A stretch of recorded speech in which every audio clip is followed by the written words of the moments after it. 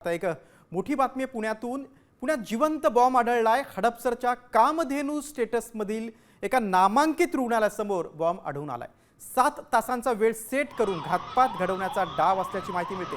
घटनास्थळावर आता बॉम्ब शोधक पथक देखील दाखल झालेले आहे। बघा, मोठी बातमी आहे। या घटनेने पुणे शहरात एकच खळबळ उडालेली आहे। पुण्यात चक्क जिवंत बॉम्ब आढळलेला आहे। घटनास्थळावर आता बॉम्ब शोधक पथक देखील दाखल झाले। आपण थेट जाऊया पुण्यामध्ये। आमचे प्रतिनिधी सागर आवड आपल्याशी जोडले गेलेले आहेत। सागर, मोठी बातमी आहे। कोणी हा जिवंत बॉम्ब ठेवलाय, पोलिसांचं काय म्हणणं आहे आणि सद्यस्थिती काय आहे? नक्की आपण जर पाहिलं तर गजबजलेला हा परिसर आहे आणि याच परिसरामध्ये कामधेनू जी सोसायटी आहे त्या ठिकाणी पार्किंगमध्ये हा जिवंत बॉम्ब जो आहे तो ठेवण्यात आलेला होता आणि त्या ठिकाणच्या नागरिकांनी काहीतरी संशयास्पद वस्तू आहे म्हणून ती आणून बघितली तर त्यावरती टाइम जो आहे तो सेट केलेला होता।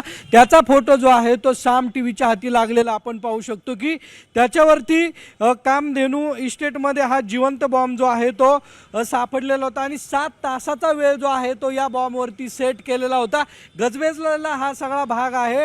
ही खबरदारी घेतली आणि यानंतर नागरिकांनी हा बॉम्ब पोलिसांच्या स्वाधीन केला आणि पोलिसांनी हा बॉम्ब जो आहे त्या ठिकाणाहून घेऊन गेलेले आहेत आणि रिकाम्या जागी बीडीएसचं पथक आली त्या ठिकाणी रिकामी करण्याचं काम जे आहे ते बीडीएसच्या पथकाकडून एका मोकळ्या मैदानामध्ये सुरू असल्याची माहिती जी आहे ती आता हाती लागलेली आहे। नेमका हा बॉम्ब कुणी आणला, का आणला आणि सागर आणि याच्या पाठीमागे कुणाचं कटकारस्थान काय होतं का ते देखील पाहणं खूप महत्त्वाचं आहे। पोलीस चौकशीत सगळी माहिती समोर येईलच।